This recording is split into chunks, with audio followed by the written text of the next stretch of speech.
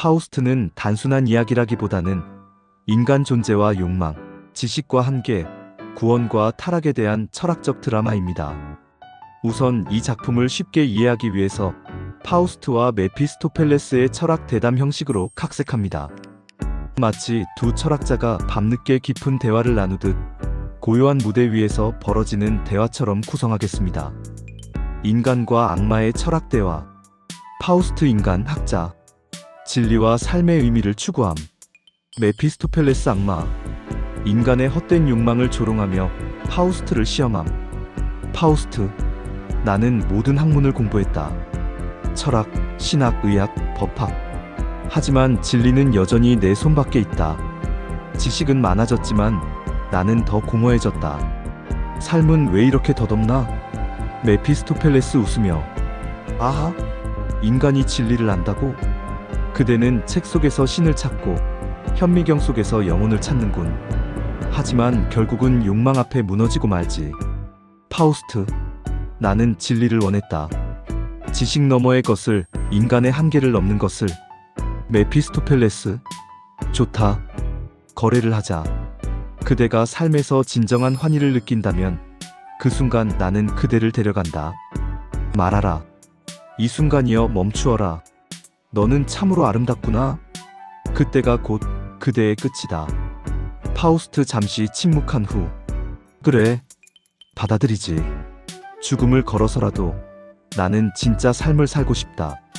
철학적 대화. 인간의 욕망. 파우스트. 인간은 왜 만족을 모르는가? 무언가를 가지면 더 큰 것을 갈망하고 사랑을 얻으면 영원을 원한다. 욕망은 끝이 없다.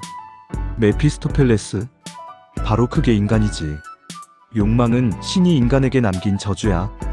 가질 수 없기에 원하고 원하기에 고통받지. 파우스트. 그렇다면 욕망 없는 삶은 무슨 의미가 있나? 욕망은 고통이지만 동시에 우리가 살아있음을 증명하는 불꽃 아닌가? 대담. 구원과 타락. 파우스트. 나는 많은 죄를 지었다. 그레첸을 망치고 그녀의 어머니를 죽게 만들었지. 내 손에 피가 묻었다. 나는 이제 구원받을 수 없는가? 메피스토펠레스. 구원? 네가 그런 것을 말할 자격이 있다고 생각하나? 신은 자비롭지만 정당하지. 그의 정의는 냉정하다고. 파우스트. 하지만 그녀는 기도했고 그녀는 나를 위해 울었어. 그녀의 순수한 사랑. 그것이 나를 다시 인간으로 만들었다. 마지막 장면. 파우스트의 죽음과 구원. 파우스트. 눈을 감으며 나는 마침내 진짜 삶의 순간을 보았다. 인간을 위해 봉사하며 나 아닌 누군가를 위해 살아가는 삶. 그 순간은 진정 아름다웠다. 파우스트. 마지막 한마디. 이 순간이여 멈추어라. 너는 참으로 아름답구나. 무대 위에 천상의 합창. 그는 헤메스나 선을 추구했다. 신은 그 영혼을 구원하노라. 이 각색의 핵심 메시지. 철학적 주제. 작품에서의 표현. 인간의 본질. 끝없는 갈망. 완전함을 향한 추구. 지식의 한계. 모든 학문을 섭렵해도 삶의 의미는 부족. 욕망과 죄. 욕망은 삶의 불꽃이지만 죄로 이어질 수 있음. 구원 가능성. 진심과 사랑은 죄를 이기는 유일한 희망. 자유의지. 인간은 스스로 선택하고 그 결과에 책임짐. 다시 파우스트를 메피스토펠레스의 반철학적 관점에서 요약하면 이 작품은 더 이상 인간은 고귀하다는 이야기가 아니라 인간은 모순덩어리며 본능의 노예라는 냉소적 철학으로 읽히게 됩니다. 메피스토펠레스의 반철학적 관점 요약. 신이여, 이게 당신의 걸작인가요? 인간의 지식욕은 자기 기만이다. 파우스트는 책을 수십 년 읽었다. 하지만 무엇을 얻었나? 고개를 들면 하늘은 멀고 고개를 숙이면 마음은 텅 비었다. 반철학적 해석. 인간은 진리를 탐구한다고 하지만 그건 오직 불안한 존재감을 덮기 위한 자기 위안일 뿐이다. 지식은 인간을 더 고귀하게 만들지 않는다. 오히려 자신이 무력하다는 것을 더 분명히 알게 할 뿐이다. 사랑은 본능의 포장지. 그는 그레첸을 사랑했다고 말하지. 하지만 그녀의 순수를 탐했고 결국 그녀를 파괴했지. 반철학적 해석. 인간이 말하는 사랑은 숭고하지 않다. 그건 단지 욕망의 도덕적 허울을 씌운 것일 뿐이다. 파우스트는 그레첸을 사랑했다는 핑계로 자신의 탐욕과 파멸을 정당화했다. 구원은 환상. 죽기 직전 인간은 갑자기 착한 척을 한다. 그러면 천사가 와서 구원한다? 신은 그렇게 단순한 존재인가? 반철학적 해석. 마지막 순간에 회개하고 구원받는다는 설정은 인간 중심적 판타지다. 정의가 있다면 파우스트는 지옥에 가야 한다. 하지만 그는 구원받는다. 왜? 그는 노력했기 때문이다. 이 얼마나 불공정한 보상인가? 욕망은 인간의 본질. 인간은 원하는 존재다. 원하기 때문에 살아있고 채워지면 더 큰 것을 또 갈망하지. 반철학적 해석. 인간은 만족을 모른다. 아무리 얻어도 결국엔 지겨워하고 새로운 쾌락을 찾는다. 욕망 없는 인간은 인간이 아니다. 신이 인간을 창조했다면 그는 우리를 결함 있는 존재로 만든 셈이다. 자유의지는 조종 가능한 착각. 파우스트는 자유롭게 선택했다고 믿는다. 하지만 나는 단 한마디로 그를 유혹했다. 반철학적 해석. 인간은 자유롭지 않다. 유혹, 쾌락, 두려움 앞에서 선택은 환상일 뿐이다. 결국 인간은 끌려다니는 존재고 자신의 삶조차 통제하지 못한다. 메피스토펠레스의 최종 요약. 나는 악을 원하지만 선을 낳는다. 웃기지 마라.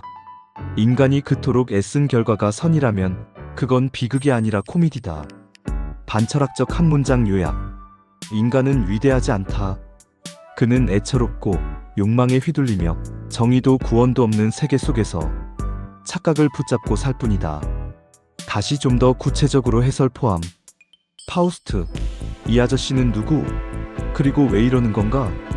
파우스트는 한마디로 개쩌는 박사님임. 의학, 법학, 신학, 철학 등 못하는 게 없는 엘리트 중에 엘리트. 근데 문제는 뭐다? 아, 내가 이렇게 똑똑한데 왜 맨날 똑같지? 이거 다 뭔 의미? 엄청 재미없네, 인생. 이러면서 극심한 회의감에 빠져 있다는 거.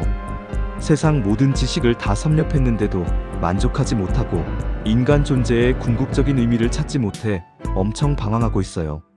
쉽게 말해 지식 덕후 현타 와서 삶의 의미를 찾는 자라고 보면 돼요. 이 메피스토펠레스. 악마 왜 등장? 파우스트가 이렇게 징징거리니 메피스토펠레스라는 악마가 짠하고 나타남. 근데 이 악마는 단순한 악마가 아님. 하나님이랑 내기를 걸었거든. 저 인간 파우스트, 내가 꼬셔서 지옥으로 끌고 갈 수 있음. 하나님은 아무리 개처럼 휘둘려도 결국 인간은 선을 추구할 거임. 이러면서 콜한 상황. 그래서 메피스토펠레스가 파우스트에게 거래를 제안해요. 야, 내가 네 모든 소원을 다 들어줄게. 네가 진심으로 아 좋다, 이 순간이여 영원하라 라고 외치는 순간 내 영혼은 너 가져라. 그렇게 계약서에 도장 찍으면 내 영혼 담보로 내 소원 다 들어줌, 딱 이거임. 파우스트는 어차피 산 개노잼인데 뭐 해볼까 하고 사인함. 미친 계약이죠? 파우스트의 끝없는 여정. 1부와 2부 요약. 계약 이후 파우스트는 메피스토펠레스랑 개쩌는 경험들을 시작해요. 1부 그레트엔의 비극. 메피스토 덕분에 젊음을 되찾은 파우스트. 순수하고 아름다운 처녀 그레트엔에게 반해서 사랑에 빠짐. 근데 파우스트의 사랑은 매우 파괴적이었음. 그레트엔을 유혹하고 그 과정에서 그레트엔의 엄마, 오빠, 아기까지 다 죽게 만들고 결국 그레트엔은 미쳐버림. 여기서 파우스트는 개인의 사랑과 쾌락이 어떤 비극을 가져올 수 있는지 처절하게 경험해요. 이룰 수 없는 사랑으로 멘붕했던 베르테르랑은 좀 다르죠? 얘는 거의 빌런. 파우스트가 그레트엔을 어떻게 했냐고? 아 진짜 이거. 말하자면 파우스트는 그레트엔한테 개뿔했음. 다 말하자면 좀 심각하고 비극적인데 쉽게 풀어서 설명해줄게요. 파우스트는 메피스토펠레스 악마의 도움으로 젊음을 되찾은 후에 순수한 소녀 그레트엔을 만나 첫눈에 반해요. 근데 이게 그냥 순수한 사랑이 아니라 메피스토의 계략과 파우스트의 욕망이 뒤섞인 거였지. 일단 처음에 파우스트는 그레트앤을 유혹하려고 보석을 선물해요. 메피스토가 준 보석으로 그레트앤의 마음을 사로잡으려 한 거지. 그리고 그레트앤의 이웃 마르타 부인의 집에서 만남을 주선해서 그레트앤을 꿰어요. 근데 여기서 끝이 아니라 진짜 비극이 시작됨. 1. 그레트앤의 엄마를 죽게 만든. 파우스트가 그레트앤과 밤을 보내기 위해 메피스토가 준 수면제를 그레트앤의 어머니에게 먹이게 하는데 이게 과다 복용이 되어서 결국 그레트앤의 어머니가 죽어버립니다. 2. 그레트앤의 오빠를 죽임. 그레트앤의 오빠 발렌틴이 자기 여동생이 파우스트와 관계를 맺고 있다는 걸 알고 파우스트에게 결투를 신청했는데 메피스토의 도움으로 파우스트가 발렌틴을 죽여버립니다. 진짜 계극혐 상황. 3. 그레트앤을 임신시키고 버림. 파우스트는 그레트앤을 임신시킨 후에 그녀를 혼자 두고 떠나버립니다.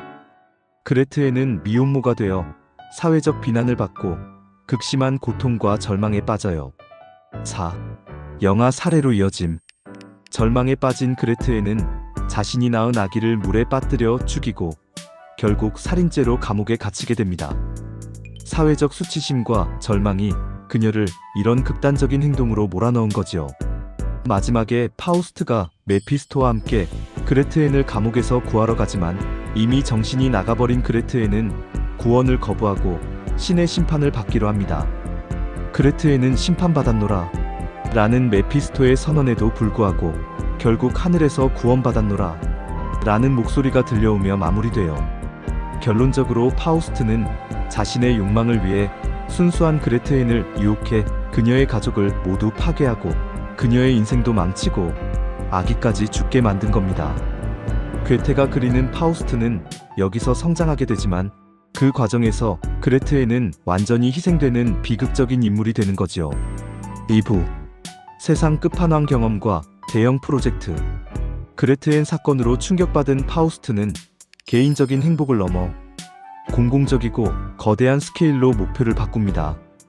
황궁에서 마법도 부리고 심지어 헬레네 같은 경국지색의 여인도 소환함, 고전 세계의 아름다움을 찾아 떠나기도 합니다.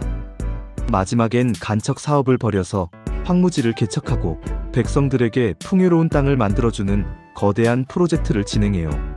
와, 이 땅에서 백성들이 자유롭게 사는 모습을 보니 이 순간이 정말 좋네. 약간 이런 느낌. 핵심 메시지. 멈추지 않는 노력과 구원. 자, 이제 깊이 있는 부분 들어갑니다. 인간은 항상 노력하는 존재. 파우스트는 끊임없이 배우고 사랑하고 때로는 실수하고 좌절하고 다시 일어서서 뭔가를 창조하려 노력하죠. 그의 삶은 한순간도 정체되지 않았어요. 괴테는 이 작품에서 인간은 설령 방황하고 죄를 짓더라도 선을 향해 끊임없이 노력하는 존재라는 것이 중요하다고 강조해요. 파우스트는 이 순간이여 영원하라 라고 외치는 순간 악마에게 영혼을 뺏기기로 했잖아요. 근데 그 순간이 개인적인 쾌락 때문이 아니라 인류 전체의 행복을 위한 거대한 노력을 이룬 후에 찾아와요.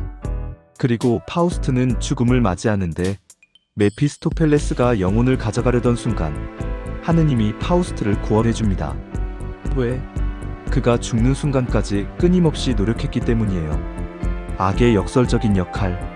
메피스토펠레스는 파우스트를 죄악과 유혹에 빠뜨리려 했지만 아이러니하게도 그 모든 과정이 파우스트를 더욱 높은 정신적 단계로 나아가게 하는 계기가 됐어요. 악이 오히려 선을 돕는 역설적인 역할을 한 거죠.